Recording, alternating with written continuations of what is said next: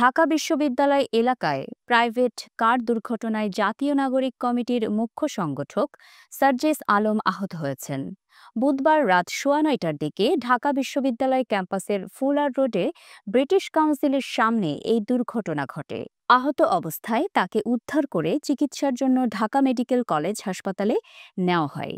সার্জিস আলমকে হাসপাতালে নিয়ে আসেন ঢাকা বিশ্ববিদ্যালয়ের অমর একুশে হলের শিক্ষার্থী শুভ হাওলাদার। তিনি গণমাধ্যমকে জানান, সার্জিস আলম নিজেই প্রাইভেট কার চালিয়ে ঢাকা বিশ্ববিদ্যালয়ের ক্যাম্পাসের ভেতর দিয়ে বাংলা মোটরের দিকে যাচ্ছিলেন। গাড়িটি ব্রিটিশ কাউন্সিলের সামনে এলে একটি শিশু গাড়ির সামনে এসে পড়ে। তখন গাড়িটি সজোরে ব্রেক করলে সড়ক বিভাজকের সঙ্গে ধাক্কা লাগে। এতে সার্জিস আলম আহত হন, তার বাঁ চোখের পাশে কেটে গেছে। এছাড়া মাথায় সামান্য আঘাত লেগেছে। প্রাথমিক চিকিৎসা শেষে তাকে বাসায় নেওয়া হয়েছে। ঢাকা মেডিকেল কলেজ হাসপাতাল পুলিশ ফাঁড়ির পরিদর্শক মোহাম্মদ ফারুক বলেন, আহত সার্জিস আলম ঢাকা মেডিকেলে প্রাথমিক চিকিৎসা নিয়েছেন। চিকিৎসক জানিয়েছেন তার আঘাত গুরুতর নয়।